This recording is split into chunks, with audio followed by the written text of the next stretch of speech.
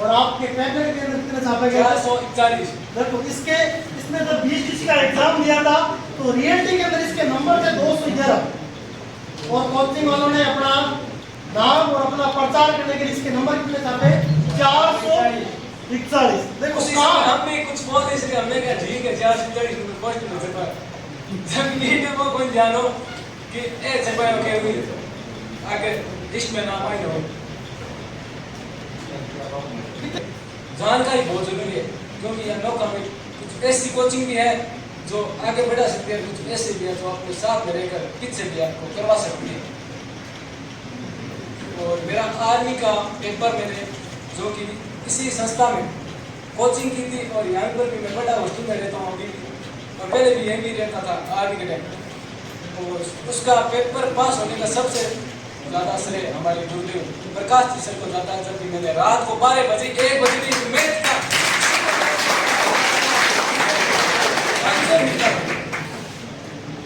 जबकि 1 सेकंड में बता तो हमें जो भी मैंने व्हाट्सएप पे प्रश्न पूछा तो 2 सेकंड में आंसर मिल जाता। तो के लिए मैं बहुत बहुत आभारी रहूँगा उस गुरुदेव का जिसने हमारा एग्जाम पास करने के योग्य बनाया। आप इसी मुकाम पर आगे आपके सामने और हमारा यह भी कहना है जो भी संस्था कुछ भी कहे उसकी बगैर ना जाए और जानकारी लेके फिर संस्था को ज्वाइन करे, अन्यथा आपको अपना लक्ष्य से हटा सकता है। बहुत ही कठिन काम होता है। इसने ये संघर्ष किया और आपके सामने आगे आके आपसे रूबरू कराया कि आपको किसी भी संस्था में XYZ आप किसी भी संस्था में प्रवेश ले रहे हैं उस संस्था के बारे में पहले आपको जानकारी होनी चाहिए। इस संस्था के संचालक कैसा है, इनका व्यवहार कैसा है, यहाँ पे पढ़ाने वाली फैकल्टीज कैसी है, या हमें किस प्रकार से पढ़ाती है, क्या इन्हें अनुभव है या नहीं है। तो ये सारी जानकारियां आपको पहले सफल होनी चाहिए, यानी आपको पहले प्राप्त होनी चाहिए। उसके बाद में आप किसी संस्था किसी विद्यालय के अंदर एडमिशन लेंगे। अब राकेश नौखा, रतन सिंह मुकाम, रविंद्र सियाना, ये 3 विद्यार्थी हमारे ऑनलाइन विद्यार्थी है। हमने 4 महीने पहले तो हमारा बैच ऑफलाइन चल रहा था, आज से 4 महीने का समय हो गया हमने अपना बैच ऑफलाइन के साथ ऑनलाइन भी शुरू किया था। ऑनलाइन के अंदर 3 विद्यार्थी थे हमारे, राकेश, रतन सिंह और रविंद्र। अब मैं बारी बारी से एक एक विद्यार्थी को आमंत्रित करना चाहता हूँ। सबसे पहले मैं बोलना चाहता हूँ उनके लिए सबसे पहले आभारी हूँ तो मुझे बुलाया और इतनी बड़ा तजुर्बा दिया। जितने भी बाहर से पधारे हुए मेहमान और हमारे श्रीमान भमराज जी जानू साहब लेक्चरर, मैं सभी बच्चों का हार्दिक अभिनंदन करता हूँ। सबसे पहले तो ये बताता हूँ कि ये जो पर्पज है हमारा आज मुख्य उद्देश्य है, जो रिजल्ट आया 1-2 दिन वो आए हुए अग्निवीर का, जिसमें जितने भी विद्यार्थी उत्तीर्ण हुए सबसे पहले मैं उनको बधाई देना चाहता हूँ, बधाई के पात्र हैं। 2-3 बातें आपको मैं बताता हूँ, थोड़ी गौर से सुनना। सबसे पहले तो मैं मेरा परिचय दे देता हूँ, मुझे कौन जानता है कौन नहीं जानता है, लेकिन एक बार छोटा सा परिचय दे देता हूँ। मैं लक्ष्मण गोदारा, जाट छात्रावास अधीक्षक, एक्समैन आर्मी से एक्समैन हूँ और 22 साल 8 महीने 8 दिन मैंने भारत तिब्बत सीमा पुलिस बल में सेवा दी और उसके बाद मैंने रिटायर होने के बाद 3 साल से पिछले 3 सालों से मैं जाट छात्रावास में सेवा दे रहा हूँ और बच्चों की देखरेख कर रहा हूँ। 3 साल के दौरान लगभग 60-70 बच्चे सिलेक्शन हुए और इस अग्निवीर में भी 5 बच्चे अभी सिलेक्ट हुए।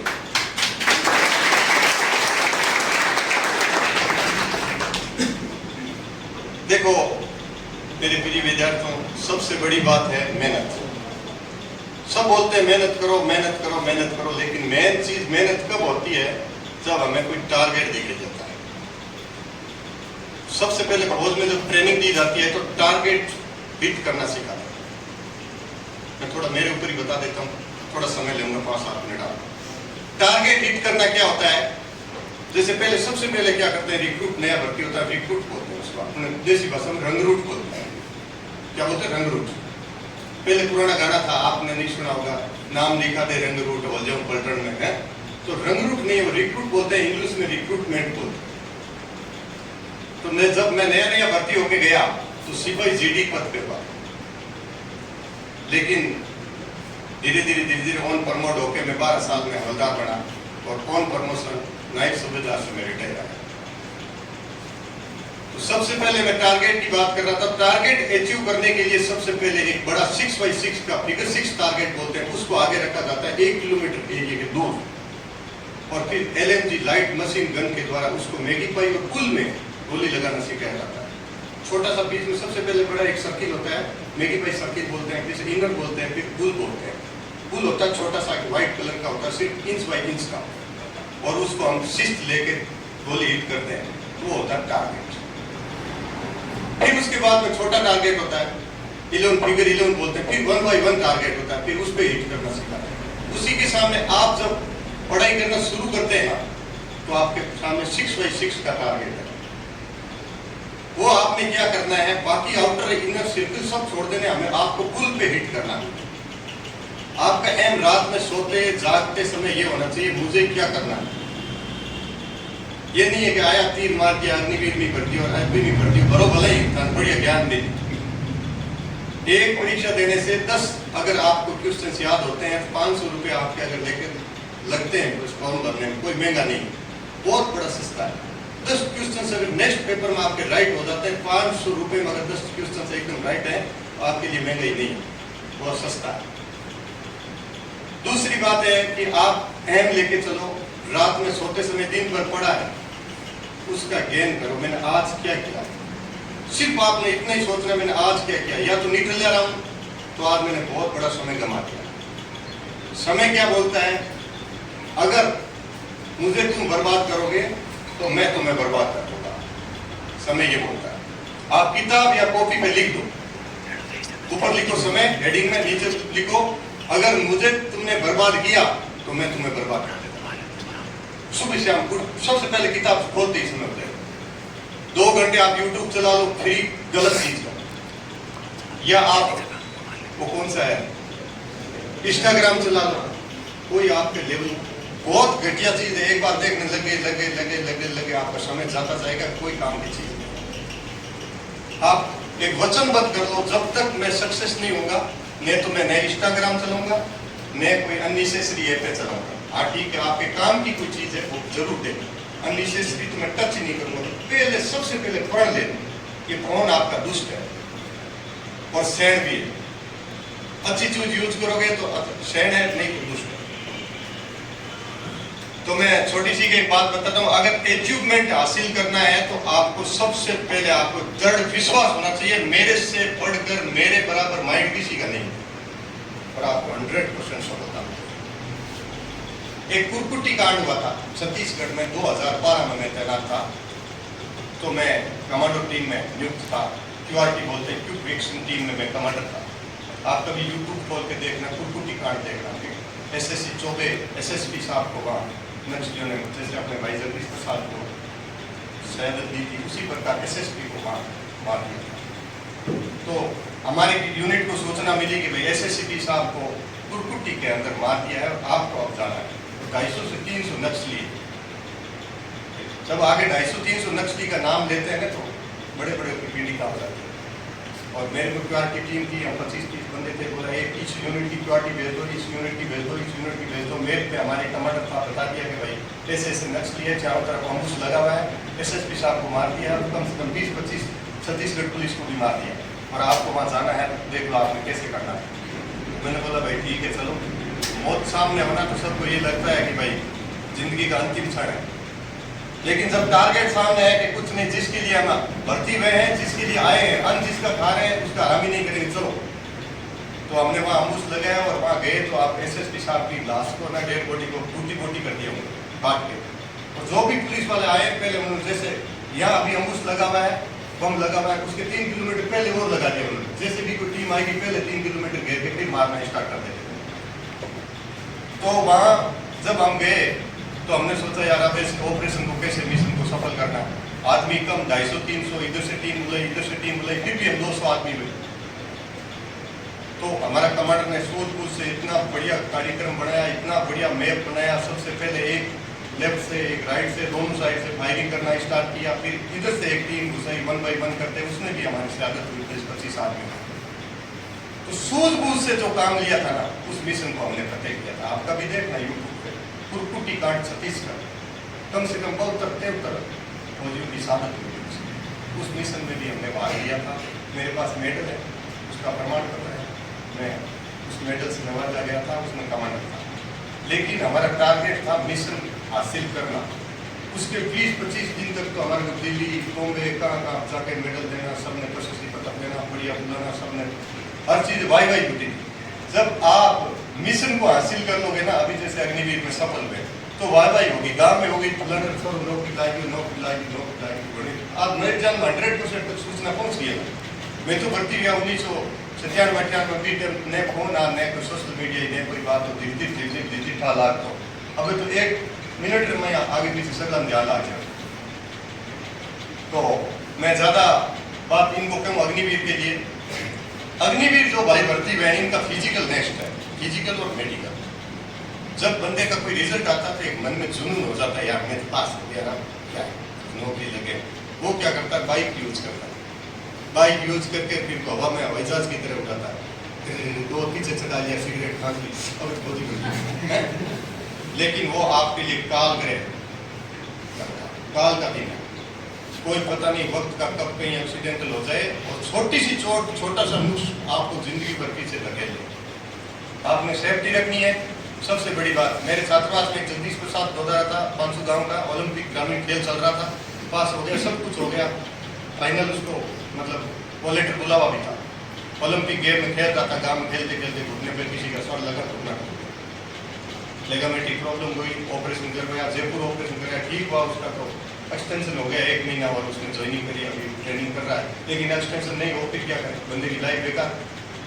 बीएसएफ के लिए तैयारी कर रहा था। सबसे आसान जॉब है वर्तमान में बेल्ट की नौकरी, SSC ले लो या किसी भी ले लो, सेंट्रल गवर्नमेंट की जो नौकरी है। देखो अपने पे 100 वैकेंसियाँ बैन है, कभी की बोलते रीट पे बैन लग गया, कभी बोला आचार संहिता लग गई। इसमें न तो कोई आचार संहिता है, न कोई बैन है। और इजीली हमारे देश से आदमी गांव के सबसे इजीली नौकरी लगना इजी। ये लगने के बाद दिमाग खुल जाता है। आप 4 साल अग्निवीर बोल रहे हैं, 4 साल, मैं बोल रहा हूँ 4 नहीं है, 400 साल आपकी जिंदगी बढ़ गई। इतना तजुर्बा मिल जाएगा, आप कहीं भी नौकरी कर लो। मैं बोल रहा हूँ जो आदमी टीचर लग के 4 साल नौकरी करेगा ना, उससे 40 साल का मतलब उसको नॉलेज गेन हो जाएगा। कहीं भी पढ़ाई की जरूरत नहीं। अगर अग्निवीर ढंग से बंदा पढ़ लेना वहाँ बैठ के, उसको बहुत कुछ एकदम आप चाहते हो कि नहीं मैं तो एक दिन में क्या है IAS बन जाऊं, RS बन जाऊं या सफलता को हासिल कर लूं, ऐसा संभव नहीं है। लक्ष्य को निर्धारित करना है। मैं फौजी भाई लक्ष्मण जी गोदारा का तहे दिल से हार्दिक आभार करता हूं। देखिए बच्चों, जाट समाज का हॉस्टल, आप घोड़ा रोड जाते हो तो उधर लास्ट जो चौक है, उस चौक में जाट छात्रावास स्थापित है। जब हम छोटे छोटे थे, आपकी क्लास में पढ़ते थे, तो हम जाट छात्रावास के आगे से जरूर निकलते थे, परंतु घर वाले मना करते थे कि बेटा जाट छात्रावास मत जाना, जाओ तो सीधा सीधा आना। क्यों? क्योंकि वहाँ क्या है कि मतलब थोड़े से बच्चे अष्टपुष्ट वाले वो बच्चे रहते हैं, वहाँ थोड़ा बच के रखना। एक तो वो छवि थी, और एक आज हमारे जाट छात्रावास की छवि है। आप जाके वहाँ देखो, आप मतलब आराम से निडरता से जाओ, जाट छात्रावास के अंदर जाओ, आपको कोई दिक्कत नहीं है। क्यों? क्योंकि हमारे फौजी भाई साहब ने 3 सालों से अथक मेहनत करके जाट छात्रावास को स्वर्ग के समान बना दिया। सबका सहयोग रहा है, परंतु विशेषकर सहयोग लक्ष्मण जी भाई का है। ये अधीक्षक के रूप में स्थापित है, हमारे गांव की है, ये हंसासर की है, ये परम सौभाग्य है हमारा। और हंसासर के हमारे गुरु जी और है चंपालाल जी शारण, उनका भी वहाँ बड़ा योगदान है। तो जाट समाज के जितने भी कर्मचारी हैं, उन लोगों का ग्रुप बना करके इसको हमने क्या आगे उठाने का जो बीड़ा उठाया है, उसमें लक्ष्मण जी गोदारा, चंपालाल जी शारण और बुजुर्ग ग्राम सेवक जी केशव जी दौड़, इन 4-5 लोगों का किस्ताराम जी दौड़, इनका विशेष योगदान है। बाकी हम लोग तो ठीक है, हमारा साथ जरूर है, और इनका जितना टाइम वहाँ नहीं दे पाते हैं। झूठी प्रशंसा करें नहीं कि हम भी वहाँ रात दिन रहते हैं, नहीं, झूठी नहीं। मोदी साहब निःशुल्क सेवा देना, रिटायरमेंट होने के बाद निःशुल्क 3 साल वही सेवा दे रहे हैं। और अभी आपको बताया था कितने छात्र सक्सेस हो गए, लाइब्रेरी बनी हुई है और हर समाज के लिए वहां पर निःशुल्क लाइब्रेरी की सुविधा है।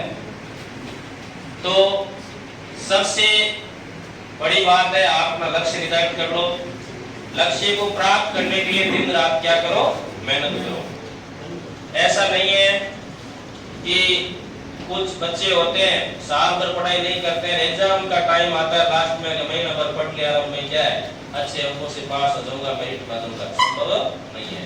या हम जैसे स्कूलों में बच्चों को पढ़ाते हैं तो हम देखते हैं कि 9th और 11th के बच्चे होते हैं, वो हम बहुत उनको समझाते हैं बच्चों पढ़ लो, आपकी 9th नींव है, 11th आपकी 12वीं की नींव है, वो नहीं मानते। क्या गुरुजी घना ही दिन पढ़े आते तो 9वीं में लिखा मैंने क्या मौज मस्ती कर दो, और 12वीं में आते हैं तो फिर वो कोचिंग में भागते हैं, इधर उधर दौड़ते हैं करते हैं। परंतु जो बच्चा 9th और 11th क्लास में पढ़ता है उसका रिजल्ट क्या है, 10वीं और 12वीं में क्या रहता है, अच्छा रहता है। तो आपको क्या है, सैनिक बालक बनना है। और सैनिक बालक कैसे बनते हैं, फौजी साहब ने आपको बताया था, सुबह जल्दी उठा करो। कुछ बालक ऐसे होते हैं कि जब तक सूर्य उदय नहीं होता है ताव लागे एकदम पगा मारते जड़ पग बढ़े के दिन हुई मिलाते, वो बालक कभी सक्सेस नहीं होता है। और में उठो जल्दी, 4 बजे जल्दी उठो, आपकी दिनचर्या पूरी कर लो, आपकी नाना धोना सोच इत्यादि क्रिया से निवृत्त होकर के फिर योगा वगैरह करके आप पढ़ने बैठ जाओ। परंतु आज के बालकों का उल्टा रिवाज है। आप देखते हो कि आपके दादाजी जितना टाइम से उठते हैं उतने आपके पिताजी नहीं उठते हैं, और आपके पिताजी माता जितने टाइम से उठते हैं उतना आप नहीं उठते हो। तो आने वाली आपकी पीढ़ी और भी आपसे आलसी होगी। समय से उठो। पहले वाले व्यक्ति में जितना ताकत था उतना क्या है, हमारे दादाजी में ताकत था उतना हमारे पिताजी में नहीं है, पिताजी में जितना ताकत है उतना हम में नहीं है, और हम में जितना ताकत है उतना आप में नहीं होगा। ये 100% सही है। क्यों? क्योंकि हमारा खान पान ही वैसा ही है। वो पहले देसी बाजरे का खिचड़ा खाते थे, और आज भी कई घरों में एक टाइम क्या बनता है, बाजरे का खिचड़ी बने। आप टीका ने खिचड़ी नाम ले ले क्या उल्टी हो जाए, मैं तो खालू रोटी जी मां, आलू सब्जी जी मां, भिंडी जी मां। सबसे पौष्टिक भोजन वही था। क्यों? क्योंकि वो वैज्ञानिक तथ्य के आधारित था। शाम को सुपाच्य रहता है, खिचड़ो होता है वो आदत भी हंडी में पकती है कि तो जीमनो है खाने पाचन की जरूरत ही कोनी। सुबह एकदम मतलब स्वस्थ पवित्र निर्मल काया एकदम। तो कहने का भाव ये है कि आप अपनी जो दिनचर्या है उसको सीमित करो, पढ़ाई पे ध्यान दो। एग्जाम का जैसे मान लो आपको 30 जून को एग्जाम है, 9 जून का बीएससी वालों का है, एग्जाम से एक दिन पहले आपको मैं एक मंत्र देता हूँ कि एग्जाम से एक दिन पहले आपको पढ़ाई छोड़ देनी है। मैं बहुत सारे बच्चों कहता हूँ मानते ही नहीं है। एग्जाम टाइम मुझ नहीं रात 3 बजे 4 बजे पढ़ी, अगले दिन पेपर है 4 बजे को पढ़ी, पर मैं नींद पूरी बेको, लेकिन आउता जगह प्रश्न वही भाई काय कर रहा है, गलत कर रहा है। एग्जाम वाले दिन आपको जितना आपने पढ़ा है ना, साल भर पढ़ा वही काम आएगा। एग्जाम वाले नाइट, कल एग्जाम है मान लो, तो आज 10-11 बजे दिन तक पढ़ लो, दिन में 10-11 बजे पढ़ लो, ज्यादा जोर मारे तो आप मैदान में कितना दौड़ोगे आपको सब वही देखेंगे। आपके समाज के लोग, आपके परिवार के लोग आपको कब देखेंगे, जब आपकी फोटो किसी अखबार में चित्रित रहेगी या किसी पेपर के जरिए उनके पास जाएगी, तभी देखेंगे ना। या यहाँ कोचिंग के अंदर गवर्नमेंट पेपर या आपने घर का कोई गवर्नमेंट पेपर दे दिया, उसके अंदर काफी अच्छा नंबर है, वो देखेंगे क्या? जब मेन एग्जाम होगा उसमें कितने नंबर है वो सभी को दिखाई देगा, वो आपके समाज को भी दिखाई देगा, आपके पूरे परिवार को भी दिखाई देगा, और आपके पड़ोसियों को जो आपको ताने मारते उनको भी बहुत अच्छी प्रकार से आपको दिखाई देगा। तो बहुत बहुत आभार व्यक्त करते हैं हम हिंदी के अध्यापक भोगराज जी का, जिन्होंने आपका काफी अच्छा मार्गदर्शन किया कि आपको किस प्रकार दैनिक दिनचर्या के अंदर पढ़ाई करनी चाहिए और पढ़ाई के साथ कैसे संस्कार और अपनाने चाहिए।